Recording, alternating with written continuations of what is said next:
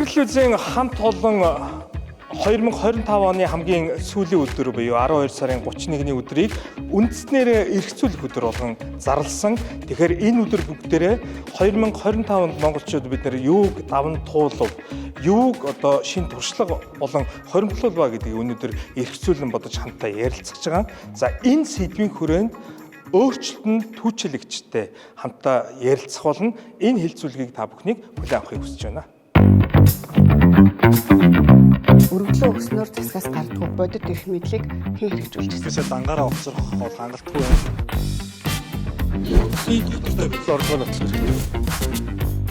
Нэрээ даргалцсан. Тэгэхээр ийм хэв шинжид манай нийгэмд сонгуулиуд юм бэ? Ганцхан бөөчөө дарганаас бүгдээс өөртөө тий.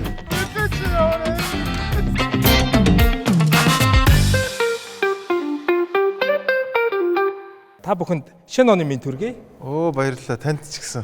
Шинэ оны минь.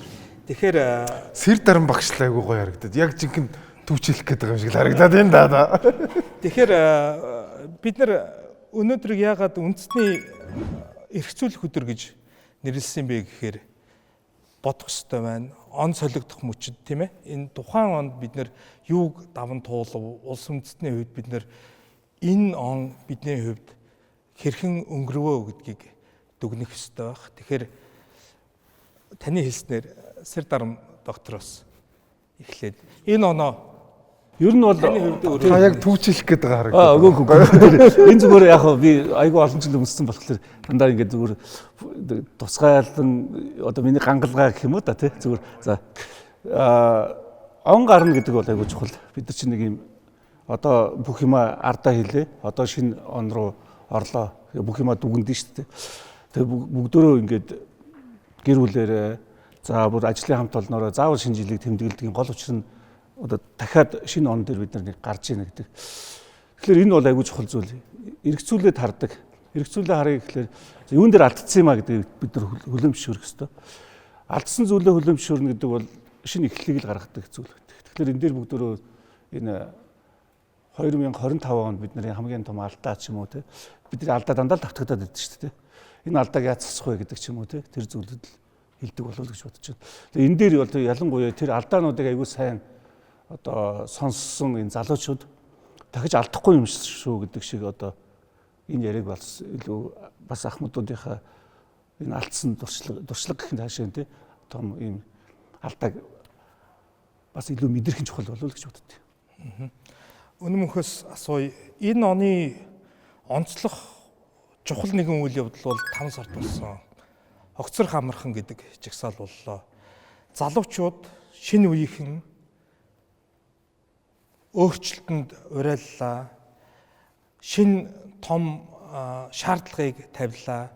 Ёс зүйн хувьд, хариуцлагын хувьд бас ах нартаа өмнөх үеийнхэндээ бас нэг юм хариуцлагатай байхыг, ёс зүйн нэхийг, шудраг ёс нэхийг шаардлаа. Гэхдээ энэ жагсаал нь ийм хитрхи хувьсгалч биш тийм ээ. Бас нэг юм ёс зүйтэй, соёлтой яг тэр нэг 90-ад оных шиг дэмжиж байгаа нь суугаарай гэд тэр болгон яг санаанд орж ийн л да. Тэгэхээр энэ оноо таны хувьд дүгнээд хэлвэл.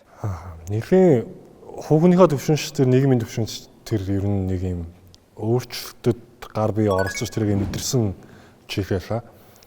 Ер нь бол яг нөгөө энэ нэг юм залуу үеийнхэн жагсаад байгаа үзэгдэл ганцхан Монгол байгаа үзэгдэл биш. Дэлхийн үндэс болон бүрт. Одоо юу гэх нэг гадаадад нэг улсад залуучууд жагсан байныг тийг харчаад жагсаад байгаа гэхээс илүүтэйгээр ер нь яг ингээд нэг юм нэгэн тогтсон байгаа энэ нэг нийгмийн конструкт бүтээсэн өөрөө шинэ гарч ирж байгаа залуу үеийнхэнд амьдрахад нэлээд юм тохиромжгүй байгаа шүү. Санааны хувьд нэлээд өөрчлөлтийг шаардлагатай байна шүү. Тэр нь нөгөө шинэ зүйл, шинэ хувьсгал юмд урайлах гэхээс илүүтэйгээр байх ёстой, анханасаа л байх ёстой байсан тэр ёс зүйн, хариуцлагын тэр механизмын энэ тогтцоог шаардах, нэхэх тий бидний одоо яг энэ байх ёстой энэ зүйлс одоо юу гэх юм яг энэ нэг юм эвдэрхийчих юм уу болооч байгаа юм шиг, болохгүй байгаа юм шиг нийгэмдэр хин нэгэн буруутан байдаг. Гэхдээ тэр буруутыг эзэж хариуцлага хүлээдэггүй. Хин нэгэн одоо яг он солигдох мөч тоол нь Монголоос хөгжлийн гараан дээр очдог. Өнөөдөр ч бас нэг хөгжлийн гараан дээр ингээл очиод гарсан баг. Тэр яг нэг ийм цаг үед огт бодит өөрчлөлт ингээд байхгүй хаа энэ үед хаана өнөө яг энэ өөрчлөлт үр нөлөө хаана байгаа вэ? Хаана байх ёстой вэ?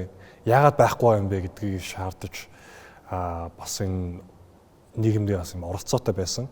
Тэгэхээр бас нэгэн бас юм өөрчлөлтийг мэдэрсэн жиг байлаа. Гэхдээ энэ зүгээр нэг юм 2025 онд болоод өнгөрсөн нэг үйл явдал гэхээс илүүтэйгээр ер нь зүгээр ингээд нэг юм нийгмийн үд санааны хувьд эрхчлүүдэд ч гэсэн тэгээ цаашдаа ингээд нэг юм өөрчлөлт уриалан дуудах хариуцлага энэ ёс зүй ил тод байдал гэдгийг нэхэх. Тэгээ энэ дээр ер нь зөвхөн залуу гэлтгүүгээр нийгмээр оролцдог байхыг уриалан дуудсан ийм үйл явдал байсан гэж харж байгаа.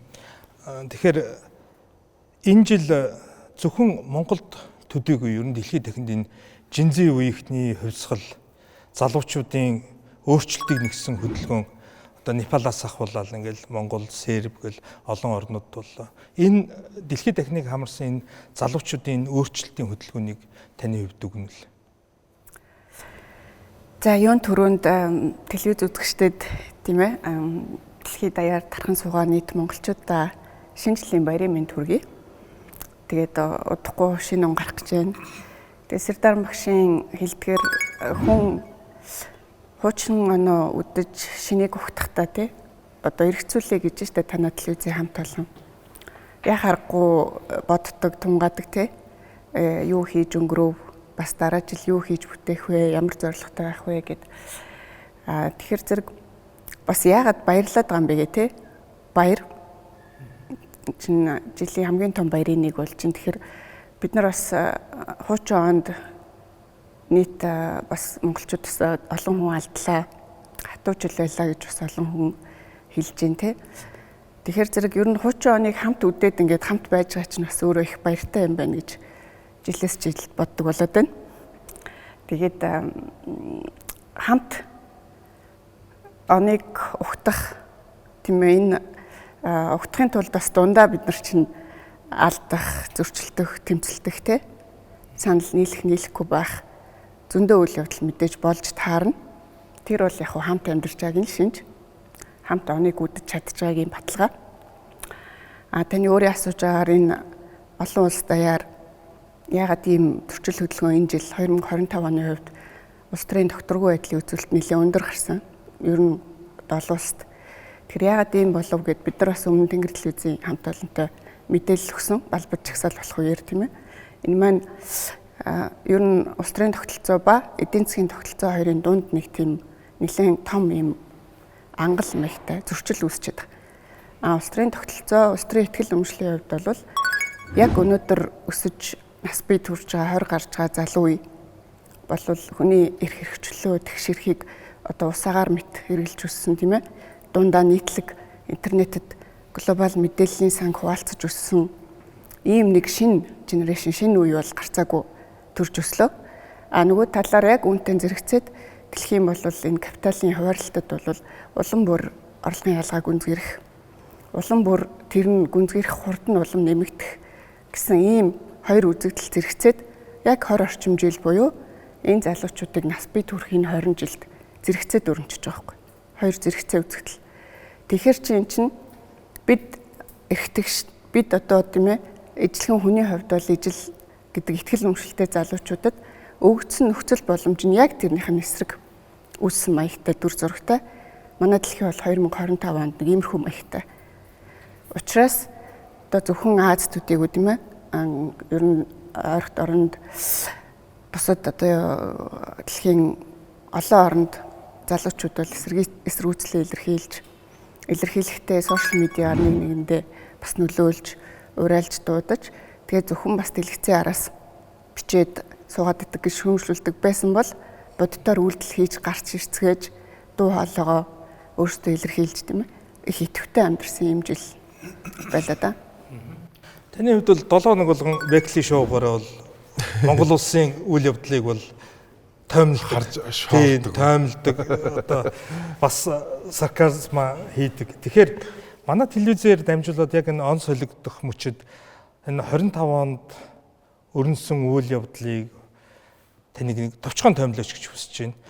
Манай улс төрчид 12 сарын 31-нд жил болгон он солигдох мөчөд Монгол улс хөгжлийн гараан дээр ирлээ гэж хэлдэг. Монгол улсын хөгжлийн гараа хийцээ юм болоо.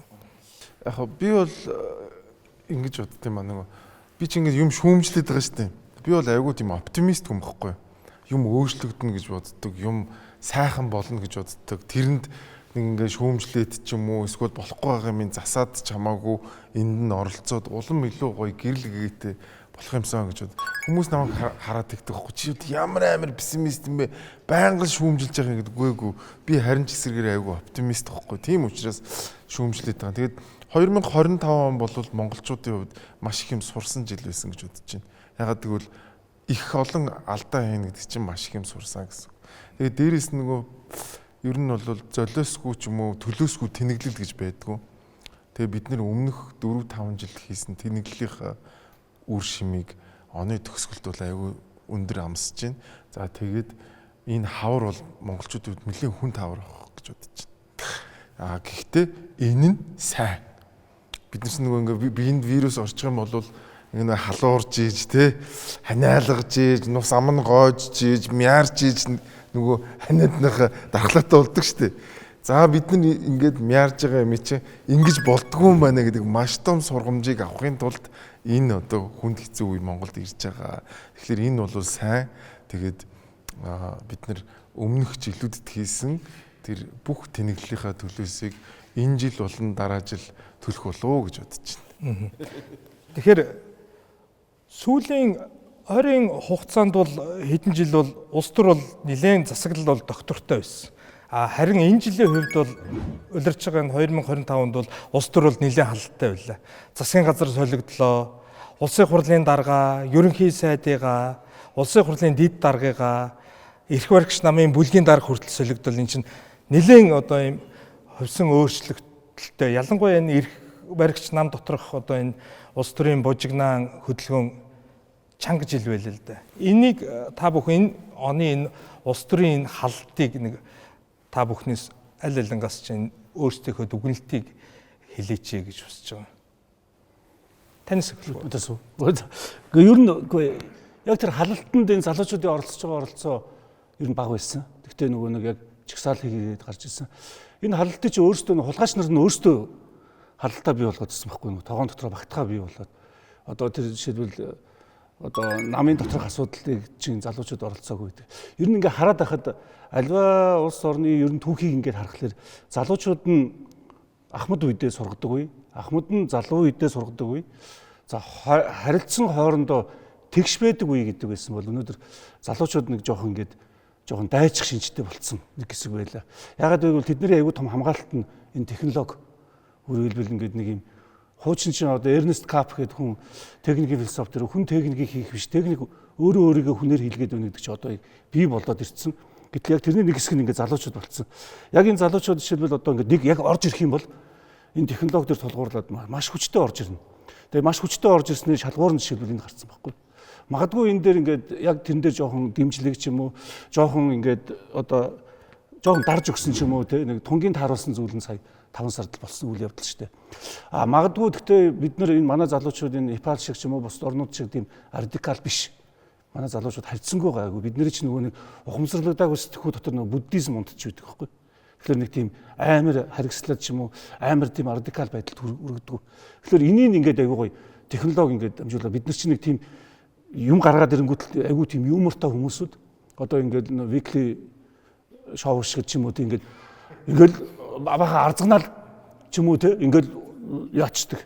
Ингээд өөрсдийнхөө нэг тийм бухимдлаа ингээд гаргацдаг тийм болсон. Одоо бид нар бүгд бараг ингээд айгүй аз жаргалтайгаар ингээд бензинд очихлаад байгаа байхгүй. Ингээд тэнд бухимдаа дуурлаад ингээд гарч ирээд ингээд юм нүдээд уг нь их ёстой шүү дээ чи. Тэгэхээр чи бидний нэг тийм сэтгэл зүй тийм байгаад байгаа юм шиг байна. 25 он миний хувьд зүгээр ингэж бодгцсан. 90 оноос хойш төрд төвлөрсөн мөнгө эрх мэдэл бол бүр ингээд бүр дээд зэгтээ тулсан. За тэгээд энэ ч нөгөө нэг эрх мэдэл мөнгөн дээр чинь 2 тэ одоо 8 жил одоо бараг 10 жил ингээд тэр эрх мэдэл дээр суудсан тэр намын нөгөө хуваагдал явж эхэлж байгаа. Нөгөө мөнгөний төлөө нөгөө нэг эрх мэдлийн төлөө хоёр тал хоёулаа мөнгөтэй байсан. Хоёр тал хоёулаа маш хэмжээний эрх мэдэлтэй байсан.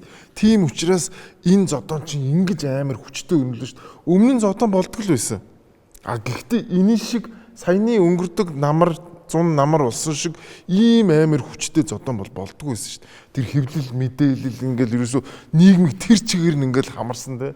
Энд ингээл бүр хоёр тал болж байгаа л үзэж шүү дээ. Энд чинээс ямар амар их ус төр их мэдээлэл мөнгөтэй болсон бэ гэдэг нь харагдсан. За тэгээд ингээд хоёр тал зодолтоод тэгээд нэг тал нь ингээд дийлээд үлдлээ. Тэгээд одоо бид нар энэ аимшигтай том данхаацын энэ мангасыг энэ чигээр нь явуулах юм уу? Эсвэл энэ мангасаа эргүүлээд багасгах ёстой юм гэдэг ийм асуултны өмнө ирж байгаа шүү. Өмнө бол Монгол Ардын намыг бол одоо бид нар тэгжил дүгндэг л шүү дээ. Толгой хагаравч малган дотроо гэж те маш сайн хайрцагладаг болж байгаа зөрчил асуудлаа дотроо ярьдаг, асуудлаа шийдээд хайрцаглаж урдаг гэж боддог байсан бол энэ зөрчил нь бол ил гарсан гэдэг сая хөхрөө арилтал нь чимээгүй байж байгаа гарч ирсэн тийм бүгдээрээ одоо жоохон он цагийн те эргээд харъя л та өнөөдөр ч нөгөө эргэцүүлэх өдөр билүү те. За Ардын нам яг малгай дотроо байсан үгүй юу гэдэг за бүгдээрээ бодъё л да те. Баяр их хоёрын зөрчил гээд байлаа. Сүүлд нь их болд гарч ирээ те. Их болд их хоёрын зөрчил. Дараа нь нөгөө их болдгоо руу бид нар чинь баг өөрсдөө утга шүүхтэй орсон гэвэзтэй. Ардын намынхан штэ. Тий. Тэгэхээр энэ нам дотор ийм зөрчил явсаар байдаг. Зүгээр явсаар ирсэн. Энэ жилийн зөрчлийн хувьд бол нэг зүйл аа та сая доктортой засаглаж байгаа 25 онд халлаа гэж хэллээ шүү дээ тий. Тэгэхээр энэ 4 жил нэг орчим жил доктортой байсан 4 жил өөрөө их онцлог байсан. 20 дугаар зууны их үед гарсан Испани ханиадаас хойш хамгийн том тахал энэ манай дэлхийн нэрвэгдсэн. За энэ тахал бол одоо дэлхийн улс төр судлаачид тий Фукуяма энтрийн дүгнжээр ер нь статист буюу төр дасар хэрэг мэдлийг төвлөрүүлэх төрөөс зохион байгуулалтаагаар ер нь яг ард түмнийг мэдээж вакцинжуулах гэх мэттэй хөл орох асар их хэрэг мэдл онцгой хэрэг мэдл үүсэх. Эргээд нөгөө ковидос болж зогссон байсан эдийн засагт одоо кэш бэлэн мөнгө шахах тийм ээ. Энэ утгаараа бол төрд ийм эрх мэдл хоримтлагдах ийм онцгой нөхцөл байдал үүс. За эхний 2 жил нь бол үүгээр тайлбарлагдчих. Эхний 2 жил хагасна. За ингээд хөндлөнгийн ажиглагчаас хараад тахад яасан бэ гэхээр зэрэг эндээс цаашаа яаж тэрийг одоо үргэлжлүүлэх вэ? Яаж эрх мэдлийг те гартаа хатгах вэ гэдэг одоо энэ тооцоог хийгээд бүхнийг хийсэн. Одоо жишээ нь бид нар мэдж байгаа энэ 4 жилд чинь төсвийн зардал 15 орчим их найдаас 30 их найд бол нэмэгдсэн. Тэгж нэмэгдүүлснээсээ төрийн аппаратыг бол ойролцоогоор бараг 20-30% ингэж хавагнуулж хийлсэн. Тэр чинь яах гэдэг нь нийт монголчуудын ард түмний татвараар бүрдэж байгаа бас үр зээлээр бүрдэж байгаа тэр 30 их найдаас чинь олон зуун мянган хамгийн эрх мэдэлд нөлөөтэй хүмүүсийг тэжээж хуваарлж түүгээр эрх мэдлээ тогтоох тооцоо хийсэн. За сүүлдээ хар халдсандаа халдаад үндсэн хууль руугаа орсон. Үндсэн хуульд 21 оны сүүлээр нэмэлт өөрчлөлт хийгээд ингээд парламент доторх намын нөлөөлөл үлэмж хэмжээгээр нэмэгдэж ингээд яасан намын сүүлдээ парламентын дээр гарч ирсэн. За ингээд таны асууж байгаа 25 оны нэг энэ ер нь бол 25 он гэж үр дүн ингэж гарч ирсэн болохоос биш 24 оны 6 сарын сонгуулиас өмнө энэ 3-4 жил засаг эрх хэрэгжүүлжсэн залуучуудын зүй ёсоор хүлээн зөвшөөрөгдөх чадвар шүү. Потенциал нэлээжтэй юм гэж бид нар хэлдэг те. Дууссан байсан. Үүнийг бол ингээд босод жижиг намуудад нөлөөлөх те. Одоо сонгуулийн дүрмээрээ энэ мөлхөө ажиллагаараа ялах маягаар нэг удаа аргалаад ард түмнээс 47% санал авсан. Тэгэхэр чин тэртээ тэргүй сонгуулийн өмнө 52 хүний нэгээс олонд нь хүлээн зөвшөөрөгдөхөө байцсан байсан хүмүүс ингээд намар өвлийг бол хүнд байдалтай ухтаад өвөл талбай дээр зарим нэг ийм зохион байгуулалттай ажиллаа хийлгэн мэлгэн гэдэг жагсаал хийсэн шүү дээ. Тэр чинь бол яаж юм унах гээд байгаа мэдж байгаа хүмүүсийн урьдчилан сэргийлэх ажиллагаа. За ингэж явсаар байгаад хаврын жагсаал гэж золгоод ингээд намар баг их хурл руу гарч. Тэгэхээр зэрэг би бас санал нэг байна. Манай экспортын орлого энэ 4 жилд ковидын дараах ер нь дэлхийн эдийн засгт бас нэг буцаад ийм ребут хийх процесс явагдсан. Түүхий юмтай болсон энэ манай эдийн засгт бол экспортын орлого болж орж ирсэн. Инхээр зэрэг ерөөсөө эрх мэдэл, төрийн төсөв, экспортын орлого нийт одоо бүр human капиталуудыг хүртэл хүний нөөцийг хэлж байна. Бүгдийг ингээд жижиг хүрээл дотор авчиад энэ чинь ингээд шахацхаар хоорондоо жигцэлтэд зөрчил үүсээд хийцэх юм баг хуулиар шүү. Багтахаа байлаа шүү. Тийм л юм болж. Тэгэхээр өнөө 5 сард болсон огсор хамархан жигсаалын дараагаар арчилсан нам хамтарсан засгийн газраас гарсан энэ олон жил нөгөө иргэд сонгогчдынхоо хүлээлтэнд хүрч чадахгүй байсан арчилсан нам одоо эргэж бас нөгөө хүлээлтэндээ хүрээд яг нэг сүрэг хүчнийхээ дүр ройлд тоглож эхэлсэн, улс төрөө хийж эхэлсэн бас тийм цаг үе байв уу гэж бодож байна. Энэ тэр эргэлтийн цэгийн шалтгаан тэр жагсаалттай хамаатай болов одоо арчилсан намын өнөөгийн одоо энэ сүрэг хүчингүйл бид нар хэсэг явлаа шүү дээ. Энэ улс төрийн амьдралд болон энэ улс төр дэх энэ хяналтанд хэр нөлөөлж ийн гэж таны хувьд дүгнэж байна. Яг нөгөө түрүүн ер нь манай бусад орсч бүгдээр л хэлж байна тийм. Яг энэ нөгөө физик дээр бид нар implosion гэж ярьдаг нөгөө юм хоёр янзаар дэлбэрдэг. Нэг бол гадагшаагаа дэлбэрдэг, нэг бол дотгошоогоо дэлбэрдэг. Нэг орон зайд багтахааргүй их хэмжээний масс нэг дор цугларахаараа өөрийгөө цөмөрдөг дотгошоо. Тэгэхээр яг нөгөө юм энэ улсад байгаа нөөц хам хүрээнд багтахааргүй том улс төрийн тэр их хэрэг мэдл мөнгө ингэ төвлөрчөөр өөрийгөө даахгүй унахны боломжтой. Тэрийг даах платформ миг угаасаа өөрсдөө сайн бэхжүүлээгүй байсан, суурийг сайн бэхжүүлээгүй байсан учраас тэр даахгүй боломжтой. Үүн дээр яг ингээ харангууд нөгөө хяналт гэдэг юм бид нар бол ингээд ерөөсөө арчсан гэж байгаа бидний засаглалын тогтцооны гол одоо онцлог нь юу вэ гэхээр арчил гэдэг бол нэгдүгээр шийдвэр гаргах хэрэгсэлтэй хэрхэн шийдвэр гаргах вэ гэдэг. Тэгээд тэр шийдвэр гаргалтын дээр хин ямар байдлаар оролцох юм бэ гэдэг. Шийдвэр гаргаж байгаа хэсэг байгаа. Олон нийт шийдвэр гаргаж байгаа учраас олон нийтэд нөгөө олон ургалж байр сууриас асуудлыг харах тэр боломж байх хэрэгтэй. Гэтэл тэр боломж яг үндэ сүүлийн жилүүдэд маш их зарлагдсан байна. Яагаад вэ гэхээр бид нэр улс төр болж байгаа үйл явдлыг нэг намын өнцгөөс нэг намын одоо ялангуяа бүр ингээд нөгөө PR нь хэтэрхий сайн байсан нь одоо бүр ингээд нөгөө нийгмийн харах үнцгийг ингээд бүр юм хязгаарлаад нэг чигт нэг линзэн дотор ингээд бүр ингээд хумаа ийцэн. Тэгээ энэ дээр бол мэдээд сүрэг хүчний үүрэг оролцоо маш их 20 одоо өнгөрсөн сонгуулиар 126 гишүүнтэй бид нар болоод харьцангуй бас өмнө байдгаас нөгөө супер мажоритар Монгол Ардын намаас арчсан нам за хүн нам үндэсний хэвсэл эрдний зориг ногоо нам гэдэг ингээд намууд ингээд орж ирсэн. Ер нь бол яг хөө ингээд хүмүүс ингээд хөвтөг те одоо юу гэдэг ингээд альч намынх байсан бүгдээрээ манай улс төрчд бүгдээрээ чадамжгүй гэдэг. Тэр бол нөгөө чадамжтай байх гэхээс илүүтэйгээр үзэл санаан дээр суурилсан бие биенийг хянах гэдэг энэ үнцгэн айгуу чухал байна. Тэгээд үүн дээр бид нар яг хөө жигсаал эхлүүлээд явж байхад бидний хамгийн анхны жигсаал бол яг орлогоо нотол гэж гарч ирсэн. Гэхдээ тэр бол нэг 2 хоног л байсан. Ягаад 2 хоног үргэлжсэн бэ гэхээр орлогоо нотлоо зүгээр орлогоо нотосчгоо тий болоо тий. Орлогоо л нотосчих ингээд нөгөө гэр бүлийн чинь нийт хөрөнгө орлогын хэмжээ тий. Одоо жилийн орлогын хэмжээс давсан зарцуулалт байгаад байна. Тэгээ яаж тэрийг тайлбарчих вэ? Тэгээ ингээд болоо. Гэтэл бол ингээд тэр байхгүй нөгөө ялаагаараач дуудуулсан. Гэтэл тэнд нөгөө нэг өөр дуу олоогоор яриад иргэдийн өөр байр суурийг тий нөгөө яг тэр улс төрийн намуудаа биш тэр улс төрийн намуудад цаана нь саналаа өгж байгаа сонгогчд бас яригдчих. Яагаад асуудал болоод явагдсан бол бид нар Монгол Ардын намд санал өгсөн хэрэг байх гэсэн. Гэтэл ингээ өөр намууд яагаад альтернатив өөр сонголтуудыг хийсэн бэ гэдгийг энэ сонголтуудыг хийсэн хүмүүс цаана яригдчих тий. Энэ хүмүүсийн дуу бол ерөөс сонсогдохгүй. Яагаад вэ гэхээр арчс намын дараач гарч ирээд hirж байгаа, хүн намын дараач гарч ирээд hirж байгаа бүгдээрээ нөгөө засгийн газарт эвсээд орчихсон. Засгийн газараа тэргүүнийг өмөрсөн нөгөө кабинетийн зарчмаар ингэдэг. Тэгээд эн чинь бол нөгөө бүр яг нэг юм эзгаар одоо хөтлөх гэх юм уу.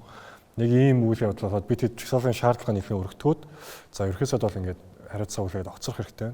Тэрний өөр юу юм бэ гэхээр нэг цүнх гэдэг ийм шалтгаанаас болоо огцор гэж байгаа юм биш. Гэхдээ энэ засгалсан сүүлийн 5 жил ерөөсөө болохгүй байна. Яг үндэ юу ч сайжирсангүй шүү дээ. Нэг юм нэг тайлан гаргаж ирдэг, нэг бичиг гаргадаг, нэг тоон үзүүлэлт ярьдаг. Гэхдээ бидний амьдрал дээр мэддэх ямар ч юм бодиттой өөрчлөлт байсангүй. Тэгээд хоёр дахь нь энэ хамтарсан засгийн газар тар биднэрт сүрэг хүч хэрэгтэй. Яагаад гэвэл сүрэг хүч байхгүй байгаа учраас энэ дээр энэ ямар ч тамтаггүйгээр, хязгааргүйгээр, хориггүйгээр нөгөө өрсөлдөгчгүйгээр, саадгүйгээр ингээ яваад тахаар нөгөө бүр нэг юм юмыг юм ингэжл байдаг иймэрэл байх хэрэгтэй гэж хүлээж авах. Бүр эрх мэдлэлтэй бүр нэг юм тасад олсон нэг юм үзэгдэл ажиллагдсан учраас бид хэд бас энэ шаардлагыг оруулж ирсэн. Тэгвэл дараагийнх нь болохоор яг нөгөө бид нар засаглалыг ингээ солино, засаглалын доторгүй байдал бас ингээ бид нар үүсгэж магадгүй. Энэ маань өөрөө бас аюултай учраас 3 дахь шаардлага буюу үндсэн хуульд гэхдээ ямар нэг байдлаар гард өрөхгүй байх, өөрчлөлт оруулахгүй байх. Энийг бас ингээ улс төрийн намууд тэр төрийн бас өндөрлөгч тэр бүгдээр ингээ амлалт өгөө гэдэг бас нэг юм шаардлага байсан. Тэгжээж бид нар засагт солигдсон ч гэсэндээ нийгмийн үндсэн хэм хэмжээгээд эвдэхгүй суурьаар нь бүр ингээд нэг юм унгаа ичхгүй байх нэг тийм баталгаа гаргаж ирэх тулд нэг 3 шаардлага гаргаж ирсэн. Тэгээд яг нь сая яг энэ 10 сар 11 сард болсон Монгол Ардын намын үйл явдал дээр ардчсан намынхан яаж улс төрийн тоглолт хийсэн бэ гэдэг айгүй яг үнэндээ тийм үзэхэд жоохон тийм entertaining байсан шүү дээ. Урамтай гэмээр. Тэгэхээр бас ингээд энэ дээр бас нэг сөрөг хүчин гэж байхаа утга учир нь юу гэдэг вэ гэдэг бас тодорхой төвшөнд харагдсан баг. Гэхдээ энийг цаашдаа ч нэлээд хүчтэй үргэлжлээсэй гэж хүсэж байна. Уучлаарай, сайн нэг ганцхан өгүүлбэр нэмэлт хэлчихэд түрүүн яг дүнэлтээ гэх юм уу энийг бүгдээрээ чухал гэж бодоод байна. Энэ 25 оны хаалт одоо эрх мэдлээс жоох ухарсан энэ хүмүүс ер нь эрх мэдэлтэй байхын тулд хийж болох бүхнийг хийсэн. Та нар бодолтой тий. Бүх эрх мэдэл, бүх одоо энэ улс төрийн хүчнүүд, фракцууд, жижиг намууд за тэгээд бид нар хэвлэл мэдээлэл тэр тарих угаалт ямар хэмжээнд явж байсныг мэднэ. Тэгээд болсонгүй шүү дээ тий. Тэгэхээр бүгдээрээ одоо 25 онд дуусгах чинь нэг юм ойлгоод шинэ оныг өгтөл та тий. Эрх мэдэл гэдэг ямиг яг арт түмэнд үйлчилж л хадгалах боломжтой. Тэр чинь яг тэр сервант хийх үйлчлэх тий. Арт түмний язгуур эрх ашигт үйлчлэхгүйгээр бусад юугийн чигээд нэмэр болсонгүй гэдгийг л бид нар 25 онд харж сургамж авч үлдлээ гэж бодож байна. Болгоорой хүүхдүүдээ. Өөртөө юм бид нар хараа ярианыхаа сэдвийг одоо ингээд нам болгон өөрийн гэсэн хажуудаа нэг залуучууд гэдэг нэг юм хүмүүжүүлэхтэй яг тийм нэг юм одоо 100 жилийн ганцаардл шиг ч юм уу эсвэл Ким Ги Догийн кино шиг нэг тийм ийм вирус ингээд үржүүлээд байгаа байхгүй юу? Нэг юм яг өөрөөсөө ч тэдний дараа нь өөрөөс нь ч амар хариг санаж гарч амтны фирм дээр байдаг нохоо нуучгүй. яг л тийм. Ерөөсөө бүх зохиолууд дээр л гардаг шиг тийм. Энд чинь философи байхгүй юу? Гэтэл өнөөдөр нөгөө нэг масс нь ингээд ерөөсөө хаягдсан байгаа байхгүй юу? За тэгээд өнөөдөр бид нар залуучуудаа оншилж чинь нэг бол бид нар залуучуудаа оншилж чадахгүй. Өнөөдөр залуучууд юу бодож байгаа, юу хүсэж байгаа, ямар зүйлийг мөрөөдөж байгаа. Мэдээж бүгдөө сайхан амьдрал, аз жаргалтай зүйлийг мөрөөдөж байгаа. Гэтэл яг энийгээ бид нар онцлохгүй байна. Зүгээр ингээд 20 жилийн өмнө би оюутнуудаар эссе бичүүлэхэд 20 жилийн дараах миний амьдрал гэдэг сэдв байсан байхгүй. 2 өрөө байртай 2 хүүхэдтэй гэдэг үсэн. Ерөөсөө 20 жилийн дараах залуучуудын мөрөөдөлтэй.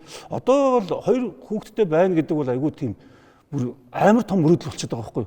Залуучууд угаасаа одоо тийм гэр бүл байх, сонирхолж байхгүй болсон байхгүй. Хамтран амьдрах ч юм уу юм залуучууд амьдралын хэв маяггүй. Гэтэл бид нар одоо ингээд залуучуудыг онцлохын тулд ямар одоо концепцтэй байх юм. Төрн тэрийг яаж бодох юм гэдэг байхгүй. Тэд нар өнөөдөр ингээд бид нар өнөөдөр өөрсдөө ингээд ийм энэ хиймэл оюун ухаан ч юм уу энэ технологид ингээд алдсан байхгүй. Тэр өнөөдөр тэрийг бас бодох хэрэгтэй байна. Тэр оншилсныгаа дараа тэр төчөөлөгчд маань яаж явах юм бэ? Ямар форматаар явах юм? Гэхдээ төчөөлөх л ёстой байхгүй юу? Одоо дараа нь яг бидний дараа гарч ирэх хүмүүс байна уу гэдэг те. Залуучууд мэдээж өөр гэсэн технологиор яваад ирнэ л дээ те. Гэхдээ бид нар эн чинь Монгол улсын үнэт зүйлээр тулгуурлаж явах ёстой шүү дээ те. Тэр талаар бид нар хүмүүжүүлэх ёстой энэ залуучуудыг те. Би зүгээр одоо яг ингээд яг энэ сувг олцсных энэ ерөнхийлөгч 2001 би байнга эсэргүүцдэг байхгүй юу?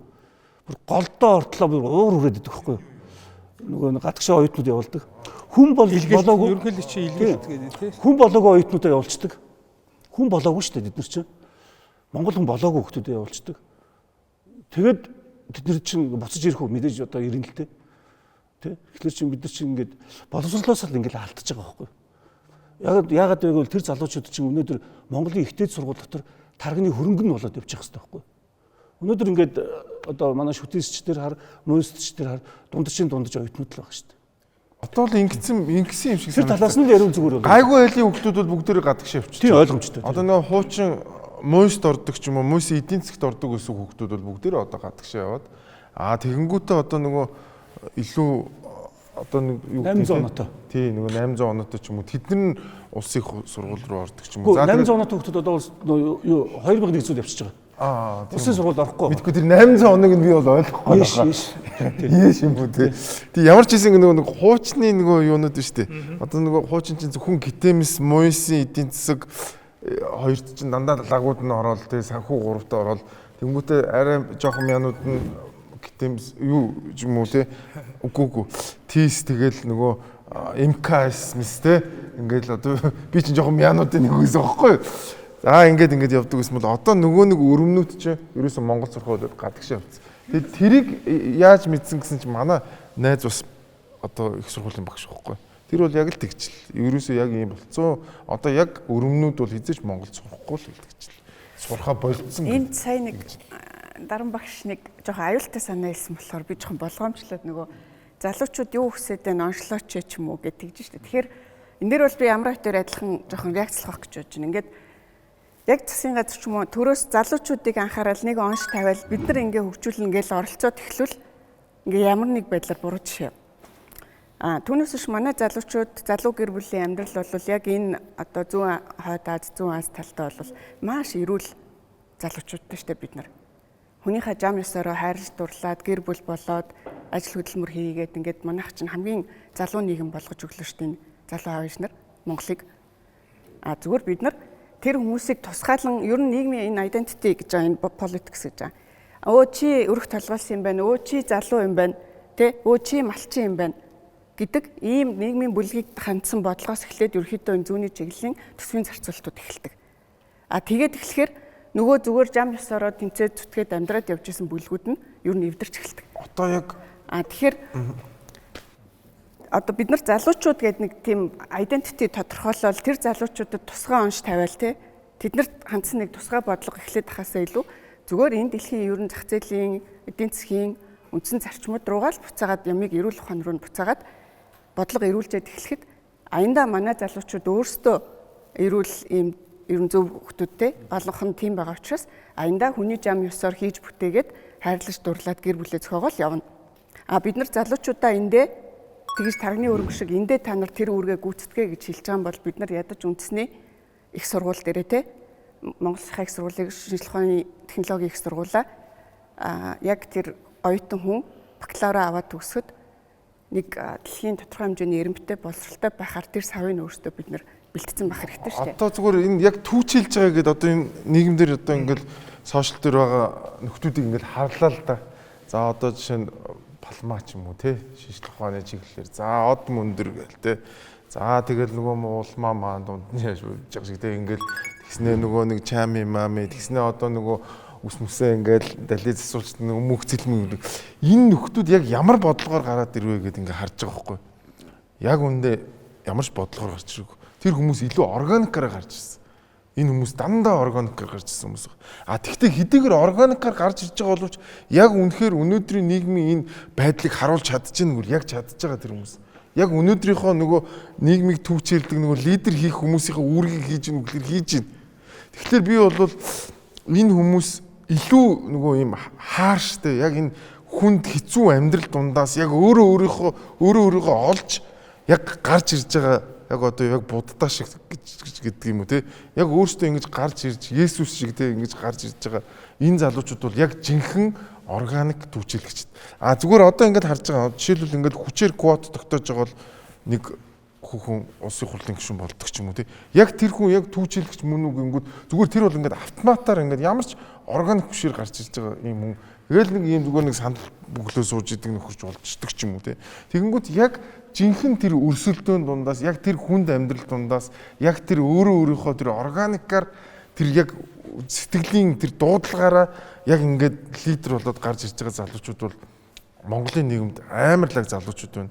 Одоо сая бүгдээрээ харж штэ хичнээн жил PC-г хорлоо бид нар. Хэвээ болооч гэж бичил тэгсэн чи тэр хүнд хэцүү амьдрал дундаас PC чинь залуучууд манд гарч ирэл. Одоо би бол PC чинь гэж ярьдаг байхгүй. Тэгсэн чи одоо чи e-спорт болсон ямар амар гарч чинь те. Тэр өөргий тэр холимог дулаан мулааныг хэн дэмжсэн бэ? Хинч дэмжээгүй л байхгүй. Гэтэл тэр хүнд хэцүү тэр өсөглөн тэр мөнгөгүй тэр амьдрал дундаас жинхэнэ амар гарууд гарч. Тэгээд тэр хүмүүс яасан өнөөдөр тэр нэг гудамжинд сакс тоглоод зогсож ирсэн хүүхдүүд л өнөөдөр Монголын нүрийг тахалж байгаа шүү дээ. Амрагийн үнцэг дээрээс өнөөгөөс асууя. Галсан сүхийн яруу найрагч нэг шүлэг байдаг л да. Шинэ үе Пепсиг сонгож байна.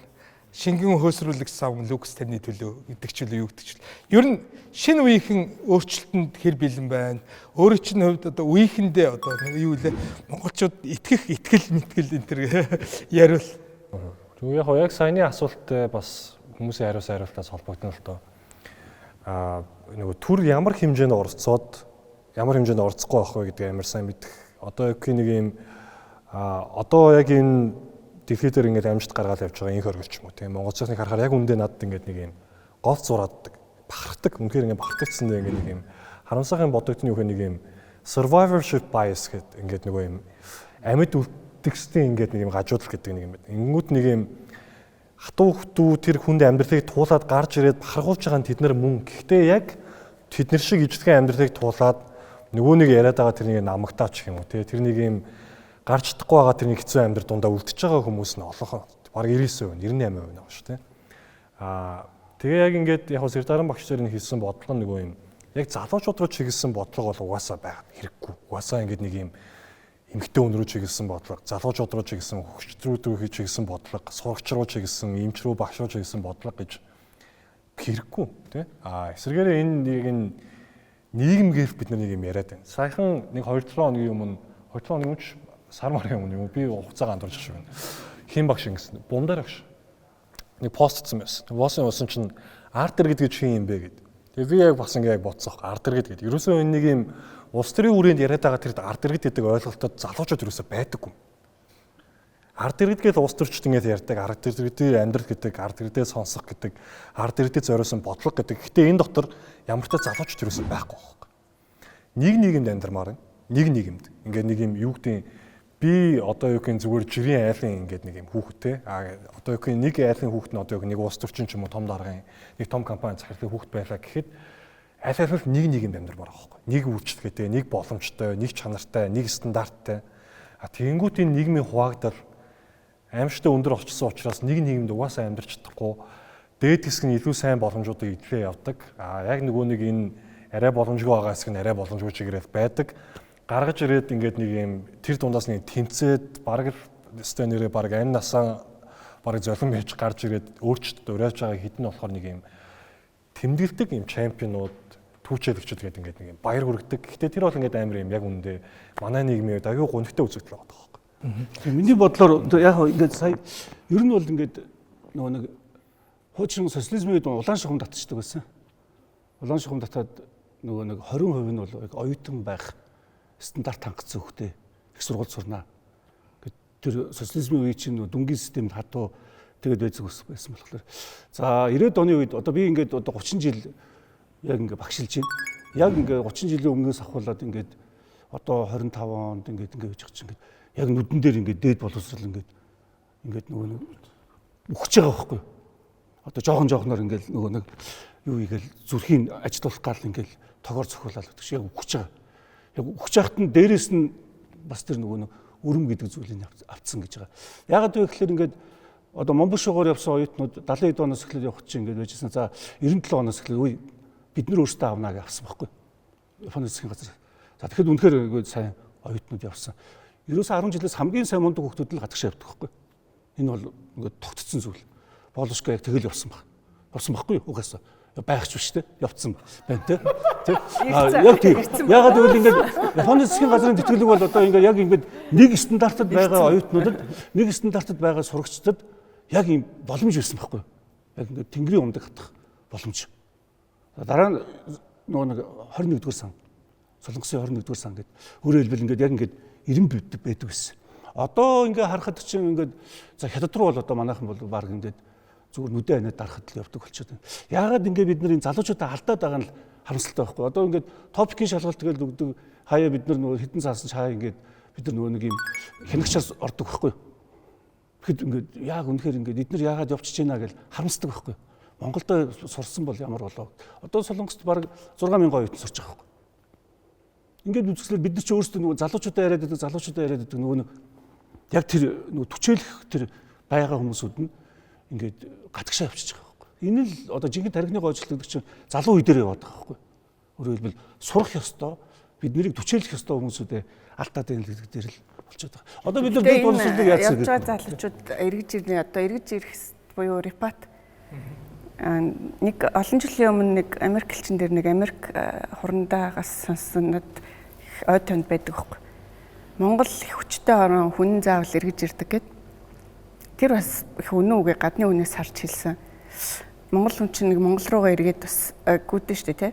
Зүгээр би энд гадагшаа яваа сурж байгаа залуучуудыг хөгжөөд дэлхийдээ танилцаад Монголоо бас ингээд алдаа нуттай нь харж ойлгодог болоод эргээд ирнэ гэж бодож.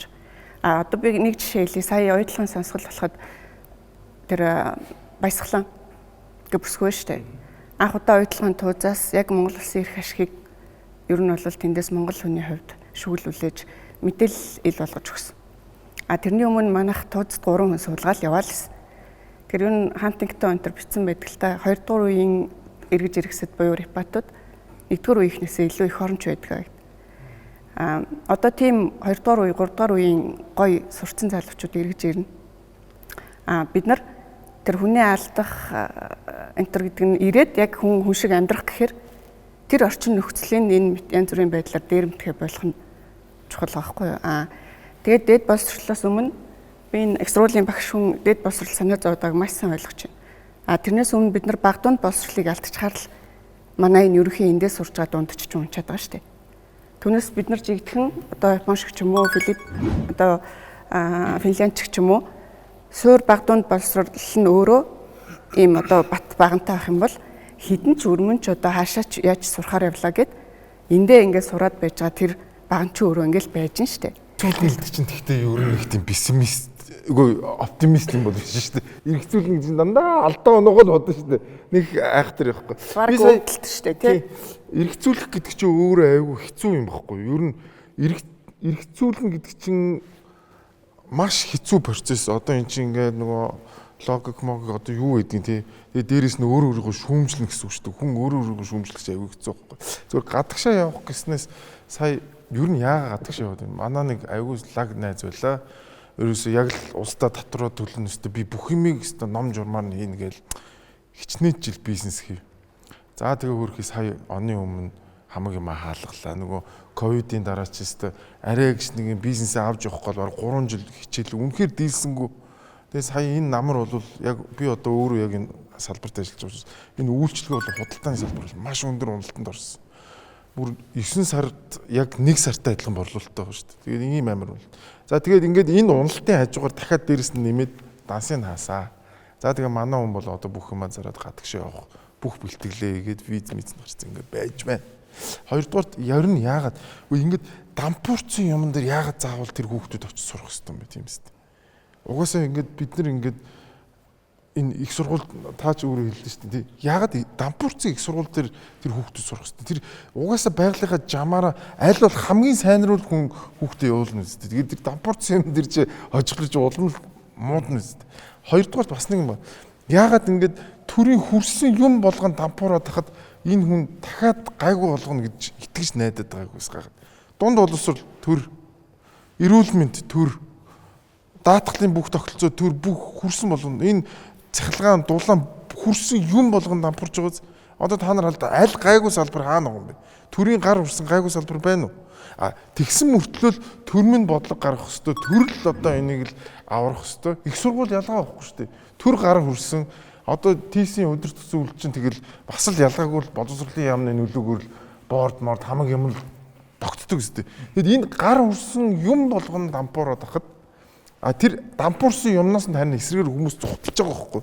Эдийн засаг ялгаа байхгүй. Эдийн засагт гар нь хүрсэн дампуурсан тэр дампуурлаас нь маш олон залуучууд зугтаад илүү боломжтой газар руу явж байгаа байхгүй. Энэ бол хүний өөрийнх нь байгалийн мөн чанар. Одоо бид нар энийг яаж чадахгүй шүү дээ. Хэрвээ нөгөө хүмүүсээ авчирмаар байгаа бол тий бид нар энийг л өөрчлөх хэрэгтэй. Сая хин ярьж байгаа шиг бид нар бол угаасаа эдийн засгийн хувьд бол тэгшгэн болгож чадахгүй. Эсрэгээр бид нар хууль шүүх тий энэ хуулийн өмнө бид нар ядаж тэгшвэмээр шүү дээ. Нэг нөхөр орж ирэл торгодог, нэг нөхөр нь татвараа төлдөг, нөгөөх нь төлдөггүй. Тэгэнгүүт татвараа төлөөд байгаа нь улмал хохирол, улмал мяарал, улмал хамаг юмаа хаалгаал тэгээд сүултээ боли. Эсрэгээр нөгөө шудраг ус явсан нэг танилтай нэг даргаас очоод хямдхан зээл авцсан нөхөр нь улам гоё явал тендер авж байгаа даргын найз л улам гоё яваад тэгэхээр хинт эн чинь гоё байх юм бэ. Тэгэхээр бид нар энэ хууль шүүх иймнийхээ өмнө тэгшил байх хэрэгтэй. Түүнээс биш хорвоо ертөнц бол бүх юмыг тэгш заяагаагүй шүү дээ. Тэгээ ер нь ингээд бид нэр хүртэл ингээд харахад ингээд яг сэдвэлсэн ингээд нэг бол улс төрлөө, нэг бол улс ингээл төрлөө ингээл яваад байгаа шүү дээ. Гэтэл бид нар залуучуудын тухай яриад байдаг тий. Тэгээ ер нь ингээд хараад байгаа тий. Гэтэл одоо ингээд мэдээж тэр Болшкогийн яг хэлдэг үнэлэлтэй ингээд төр байх ёстой энэ дэр. Гэтэ яг энэ дэр чи айгүй их туршлага байгаа байхгүй юу? Яг тэгэнгүүт намрагийн хэлдэг шиг ингээд нөгөө тэрийг чин аваад хэрэгжүүлчих одоо тийм зориг байдаг байхгүй юу? Жишээлбэл өнөөдөр одоо Монгол улс дотор Монгол улсын төр дотор боловсролын бодлогыг авч явж явах яах аргагүй 3 сургууль, за 4 сургууль, одоо хөдөө аж ахуйд орвол 5 сургууль байх ёстой. Энэ бол байх ёстой сургууль. Мэргэжилтэнгүүд бэлдэх ёстой. Гэтэл энэ чинь эндавментээр ч юм уу маш олон маягаар ингээд аваад явчих боломж өгдөг. Тэгэхдээ тэд нар тийм зориг байдгүй. Мөнгөтэй үед нь мөнгө байсан. Бид нар ингээд боломжоо алдаад байдаг байхгүй яг залуучуудаа алдаж байна гэдэг чинь. Одоо ингээд дарахад чинь солонгосын сургуулиуд одоо хоосорч байна. Тэрийг дүүргэж байгаа нь манай монголчууд л очиж дүүргэж байна. Ингээд үзэхлээр чи бид нар яг харахгүй ингээд боловсролын цагаачлал гэдэг би 2006 оноос хойш илтгэл тавьжсэн байхгүй. Үгүй наад чинь цагаачлал биш энэ аялал жуулч шиг болно. Эмнэлгийн цагаачлал гэдэг. Яг харахгүй ингээд зүхтаагаад байдаг.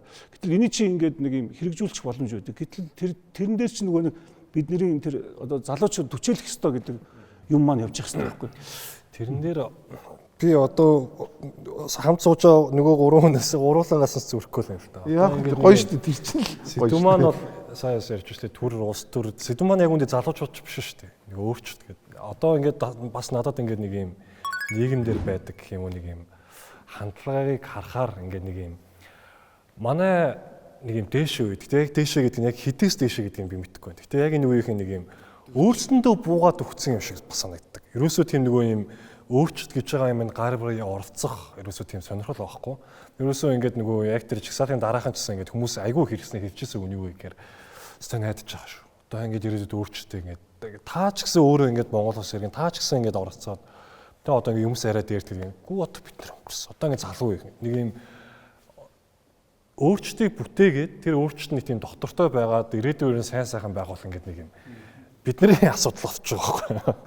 Тэгэхээр тэр бас ингээд нэгдүгээрт нэг тийм жоохон амар нөгөө юм цаана за үнэхээр одоо ингээд түүчийдхэн залуучууд нь байя гэхэд ард нь яаж дэмжих вэ гэдэг тодорхойг байхад нь шүү дээ.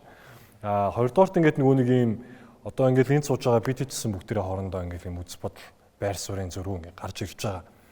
Гэхдээ яг нөгөө нэг энэ байр сууруудыг ингээд хараад нэгтгээд нөгөө эхийг нэгцэхгүй туглын тураахгүй гэдэг шиг те байлгах энэ ажлыг угаасаа төр хийх нь ойлгомжтой. Төр энийг юугаар ихээр бодлогоор хийнэ. Тэгснээс нэг юм төр өөрөө нэг тийм үйлдвэр, төр өөрөө нэг компани, төр өөрөө нэг имлэг, төр өөрөө нэг багш биш шүү дээ. Чи яг юм бодлого энэ зарчмыг хэм хэмжээг яа тодорхойлох уу гэдэг энэ шийдвэрүүдийг л барьж байгаа. Тэгэхээр энэ аппарат болол ингэ шийдэх хэрэгтэй.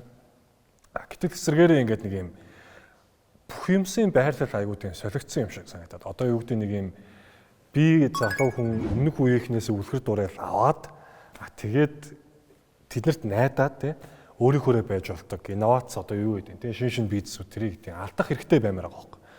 Эсвэргээрээ ингэ нэг юм байр суурь нь жоохон өөр болсон юм шиг. Одоо юу гэдэг чинь тэрнийг бид нар ингээд нийгмийн салбаруудыг яриад эрүүл мэндийн боловсролын салбар гэдэг. Угаасаа нөгөө төр өөрийнхөө өнцөө тэр болгосон тэр үйлчлэгийг үзүүлж байгаа тэр салбарууд бол ингээд нөгөө priority яагаад гэвэл цаана яг нөгөө жинхэнэ төрийн нөгөө түрүүн яриадсан ард иргэдийн цаана байгаа ард иргэд байдаг учраас энэ салбарууд бол ерөөсөө бүр ингээд хамгийн эрхэм салбарууд байх хэрэгтэй. Энэ салбаруудыг авч явахын тулд бусад салбарууд ачааг нь үрдэг байх хэрэгтэй байтал те эсрэгээрээ явах тоххой нэг юм бусад салбарууд одоо юу гэдэг чинь тэнд нэг хөшөө барих чинь энд нэг соёлын төв барих чинь энд имлэг энэ эмч баг цалинтай энд багш те нэг ангид 40 50 хүүхэдтэй бай гэдэг нэг юм бидний ингээд нэг юм нийгмээ угсарсан байдал энэ бодлогоо ингээд угсарсан байдал ингээд харангууд бүгд ингээд нэг юм урууга харцсан тэгээ нөгөө гурвалжинд үрсчин ингээд ядаж суураараа байж бат бэх оршин эсрэгээрээ ингээд үзүүр дээр нэмийг тогтоожоо том ачаагаар дээрээс нь дараад харчин яаж тогтохгүй шүү дээ. Тэгэнгүүт залуучууд дээр бас яг нэг тим юм болох гээд байгаа юм шиг зүгээр мэдрэмж энэ бол яг миний хувийн үг. Бас ингээ харагддаг. Ингээ энэ нийгмийн энэ улсын даачдахгүй тэр том ачаа яг энэ шинээр дөнгөж гарч ирж байгаа залуучууд төр ингээд нэг ирэх юм шиг. Тэгэнгүүт энэ дээр яг одоо ингээд нэг юм үз бодол байр суурийн нийгмийн орчны харах хандлагын зөрүү бүр аимшигтэй. Би одоо их офицер хамархан жагсаалыг одоо их улмаатай улан сайхандаа тий хамт санаачлаад ингээд нэг юм жагсаад ингээд явж байгаа. Энийг би юу гэж харж байгаа гэхээр энэ бол миний үндсэн эрх. Би улс төрчөөгүй. Яагаад гэхээр энэ бол ингээд надад үндсэн хэрэг одсон би ихээ өөрөө идлээд ингээд явсан. Гэтэл тэрийг саяхан ингээд зүгээр миний шал ондоо шал өөр болсон дээр хүн орж ирснээ үүлгийн үүр гэж байгаа байхгүй. Чи нүгэл үлдсэн одоо чи энэ үүлгийн үүрээ идэлнэ гэх. Тэгээ би бүр ингээд ойлгоогүй. Би ингээд энд үндсэн эрхээ те ингээд өөрийнхөө үндсэн хэрэг олсон эрхээ идэж байгаа маань яагаад ингээд бус хүний өөр хинэгний хувьд нүгэл байгаа юм бэ те. Улс төр гэдэг яагаад өөр хинэгний хувьд шашин байгаа юм бэ? Бид нар яагаад асуудлыг нэг үнцгээр харж чадахгүй байгаа юм бэ? Бид нар юу нь яагаад нэг нийгэмд амьдрахгүй байгаа юм бэ? Тэгээ нэг нийгэмд амьдрах ялгарлахгүй байх. Яг хүн болгоныг ижлэгэн боломжоор тий хүн болгоныг яг ижлэгэн нэг тийм хөрөнгөтэй ч юм тэнцүү өмсөх хувцастай байлга гэсэндээ биш. Гэхдээ энэ боломжийн хүрээнд амьдрах орчны хүрээнд нийгмийн харах өнцгөө хүрээнд өөрөө өөрсдөө харах нэг энэ боломжийг нь жоохон олгож өгөх хэрэгтэй. Тэгэхээр яач вэ гэвэл бид нар төр гэдэг имийг ярьж таарна, ус төр гэдэг имийг ярьж таарна, тэгш боломж гэдгийг ярина, арчтаач ярина, тий. Гэхдээ энэ төрийн орцгосгүй салбарч гэж байгаа тэдгээр хэсэг ярих хэрэгтэй. Гэхдээ ингээд энэ болгоны ачаа одоо юу гэдэг чинь нөгөө бисэнээс хичээж одоо юу гэх нэг бисээ тоглолтог Монголд одоо ингээд баг хэдэн зуун мянган хүн байгаа байх үү нэг 200 мянга. Эндээс яг амжилт гаргасан 5% хүний нуруунд дээр биш тий. Спортоор ингээд хичээлдэг, спортоор явж байгаа тамирчин ингээд тий ингээд харсан хэдэн 10,000 хүн байгаа. Энэ дундаас одоо юу гэх нэг яасан инх хориг гэдэг тэр ганц нэг залуугийн нуруунд дээр очиод бити буугаасаа гэж аяг өгсөж байгаа байхгүй. Харин эсрэгээ нь үрч гэдэг юм ярих чагаал залуу үеийг түүчээлүүл эсрэгээрээ яг түүчээлүүлэх гээд байгаа юм бол бусад зүйлсээ санаа зовгооргүй тийм байх тэр нэг дэмжлэг суурийг тийм энэ бусад үеийнхэн маань яаж гарах гээд байгаа, яаж бий болох гээд байгаа гэдэг миний хувьд бол ингээд харж байгаа айгүй том нэг юм асуудал байгаа байхгүй. За тэгэхээр энэхүү сэдвийн хүрээнд ярилцах манай цагийн хүрээд дуусч байна тий. Цаг маань Ястаа сайхан ярьлаа. Тэгэхээр манай редакц та бүхнийг үзэл санааны хувьд, үнэт зүйлсийн хувьд өөрчлөлтөнд бас энэ нийгмээ түүчилж байгаа хүмүүс гэдэг утгаар та дөрвийг урьлаа. Түүчилгээр юу айгүй хатуу үзэл бодлоо гэдэг юм шиг байлээ шүү. Шинэ онны хүлээлт та бүхний хувьд юу байна? Өөрчлөлтөнд одоо өөрчлөлт гэдэг бол нийгмийн тогтолцооны өөрчлөлтийг нэгэн өдөрт юм уу нэгэн жилд хийгдэхгүй тийм ээ. Гэхдээ эх оны хүлээлт та бүхний хувьд юу байна? Та бүхэнд одоо би сая өнөөгийн ярих шиг дүгнэлтийг одоо та бүхэн өнөөгийн хэлдэг шиг би аягүй товчхон хэлмээр байна. Яг л гэхээр нөгөө нэг ингээд бид нэр одоо яг ингээд нэг домог байдаг шүү дээ. Хүний 30 настай бүтээсэн чинь нохооноос бичнээс гахаанаас 10 нас аваад гэдэг шиг тий. Яг манай үеийнхэн буюу 50 настай хүмүүс өнөөдөр аль хэзээ хоцрогдсон мэд шиг одоо юм болгоныг дөөрөж эхэлж байгаа байхгүй. За мэдээж одоо яг юм авч явж байгаа хүмүүсүүд нь морины нас буюу 30-аас 40 насныхан байгаа. За 40-оос 50 насныхан болохоор ямар нэг юм олж авчаад тэрийг нохоо шиг одоо ингээд хармалдаг буюу ингээд хамгаалдаг үе гэж хэлдэг. Зүгээр яг энэ домог л яриа л да зүгээр нэг юм Монгол хүнд зохиулсан. Гэхдээ зүгээр ингээд бодоход би яг 30 жил ингээд Монголын төгс зааж явахдаа зүгээр яг оюутнуудтай хэлдэг. Хамгийн сүүлийн хичээл дээр. За 98 оны үед бол Монгол улс хөгжнөө, гоё болноо. Та нар өстой гоё болно шүү гэж хэлдэг байсан байхгүй юу? Дуустдаг байсан. За 2009 он 8 онд одоо өстой гоё болох гэж шүү. Оюу толгой ороод ирж байна. Одоо өстой гоё болох гэж шүү. За 2013 4 онд гараа шууд шаа гэдэг байсан байхгүй юу? Яг гэвэл боломж байна. Монгол улсын эдийн засаг 17% хөгжиж байна энэ. Яг гэвэл манай шүтэн засаг төгссөн оюутнууд одоо ингээд баг шууд гараад 2 өрөө байр айгүй өндөр цалинтай очдог гэсэн байхгүй. Тэр бол саяхан шүү дээ дөнгөж саяхан 13 оны үед тий. Одоо 25 онд болчлоо. Одоо яг энэ бид нар чинь шинэ залуу үеийнхэнд орж байгаа. Би бол яг ингээ Монголын түүхийг уншиж байхдаа ингээд хурдгажиг тэтгэврт гарыг гэж боддог байсан. Одоо харин залуучуудтай ажилласан чинь бүр айгүй сонирхолтой болж эхэлж байгаа байхгүй. Бүр багшлах ажлыг маань хамгийн гоё карьер шиг болчихж байгаа байхгүй. Тэднэртэй ойлгох гэж тэдний Viber орох гэж Facebook дээр байлаа. Facebook-аас одоо тэд чинь Facebook-с гараа авчиж байгаа. Тэднийг дагаад Instagram руу орж байгаа. Instagram руу яжгаад гараа явангууд TikTok руу орж байгаа. Эдгээр дагаад явах. Одоо Discord дээр байж байна. Эдгээр чинь ингээл нэг өөрөө гэсэн юмтай ингээл яваалгаа. Тэдний vibe-ыг сонсоод нэг оршуулгын газар явж байгаа юм шиг хичээл заахгүй тулд тэгж хичээж байгаа байхгүй. Яг ингээ одоо бол би хүмүүстэд аль болохоор манай үеийнхнийг уучлаарай. Бас манай доод үеийнхнийг бүр их уучлаарай. 80-аад оныхнийг. Тэгээд та нар өөрсдөө аргаа олоорой. Арга олох нь тодорхой гэж л хэлдэг. Одоо өөр л би одоо хиний хэлдгээр одоо айгүй хоёр юм жоох өөр үеийн дуу хоолой яг юм органик сонсогдоод байна л да. Үнэнхөөс ялангуяа үнэхээр нэг тийм залуу үеийн voice-тэй дуу хоолой сонсогдож байна. Тэгэхээр сая гурвалжаа ингээд доошоо хараад өдрийн нуруунд дээр сачаа ирэх гэж гинүү гэдэг чинь одоо би нэг тийм дурсамж ярил л да. Токиод нэг метроны ингээд би платформ дээр кофе алдаад тасчихгүй салхалал утсаа авахсаар байгаа л бас 10 хөрөнөдөө татсан юм шиг л юм асгах штэ. Тэгсэн чинь ингээ метрод өгч байхгүй нааша хурдны галт тэрэг. Тэгээ би ч нөгөө амар цэвэрхэн оронд ингээд хог тарьцсан ингээд паниктчихж байгаа. Яаж арчих уу те суух уу байх уу гэсэн чинь хажууд өсөө өвөд өгч ирээд чи энэ ирж байгаа цуу би энийг арчичаад дээшээ гарч хилээд арчуулчаад би дараагийнх цуунаа гэж аахгүй. Тэгэхээр энэ юу харуулж байна вэ гэхээр Ахмад үе гэдэг бол ер нь залуу үеийг ингэж ер нь жоохон ажилдаа явж байгаа да, залуу явж байгаа да, амьдралын араас явж байгаа да гэдэг нэг ийм уужуу гэх юм уу ийм алсын хараагаар ингэж жоохон дэмнээд ингэ байждаг. Би тийм нийгмээс ирээд анх бичиж эхлээд ер нь их гайхажсэн л да. Монголд ингээд шинэ бичээд эхлэхээр яг нэг бүр нөгөө бүүмрүүд гэгддэг үеийнхэнтэй ялангуяа эрэгтэйчүүд нь ингээл амар сонин реакц гаргаад өө залуу хүнийг яаж ахаад дэмжих үү, яаж дахиад бичгтэн зөвлөх үү, тэ хамтрах уу биш, дарлах гал ингээл маш их тийм одоо эмгэг одоо тийм зан төлөв үлдсэн юм бэл л дээ хуучин нийгмээс манад. Тэгэл одоо боловшка, болиочтой энэ төр гэл нийтлэл бичихэл тэ марцсан юм зөндөө болж исэн. Тэгэхээр би энийг яг хуу тэдний бас буруу биш өөрсдөө цаг үеийн золиос юм байна да. Ингээд нийгэм дундуураа цаг үеийн хугарал системийн шок гарчаар зэрэг хүн бас ингээ өөрчлөгдчихдөг юм байна да, эвдэрчдэг юм байна да гэж боддог байхгүй. Тэгэхээр би одоо эсрэгээрээ биднээс эхлээд бид нар чи хаач нэг дундуураа нэг систем дотор ингээ амьдраад явчлаа штэ. Жохон холилцоо байгаа ч гэсэн.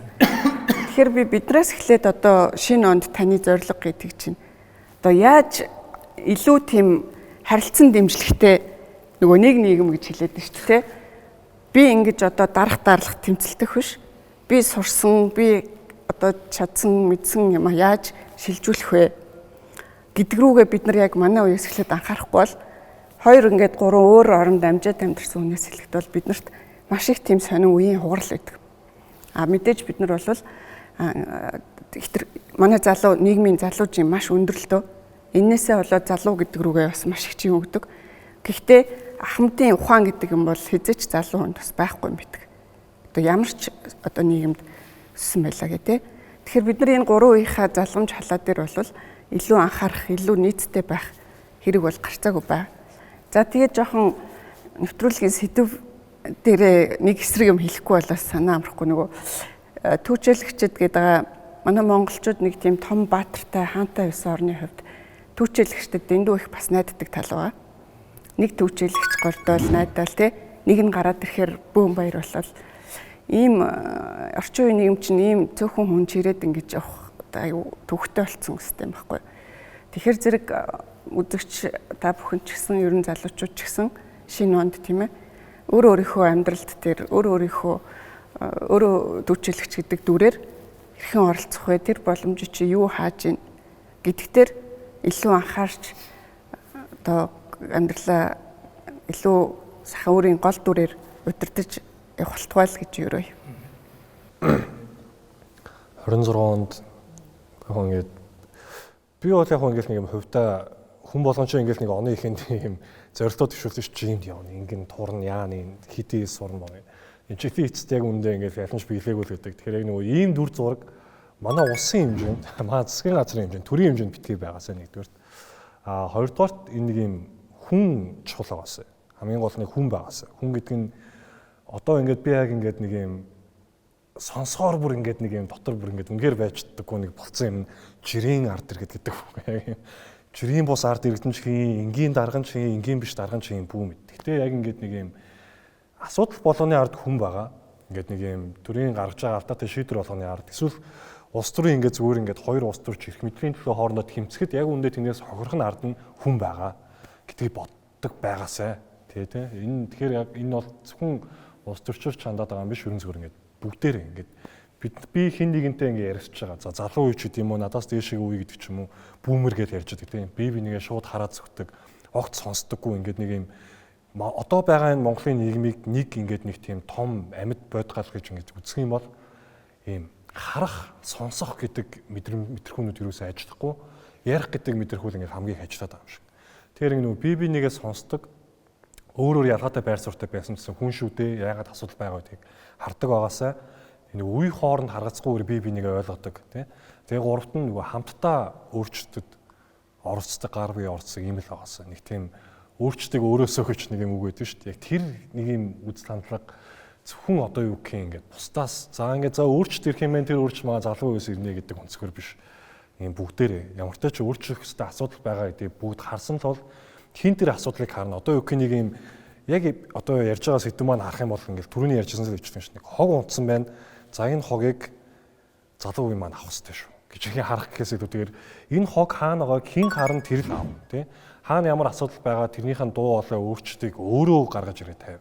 Нэг хүнд найдах гэдэг нэг юм асуудалтай эсвэл бүр юм төрд найдах шүү.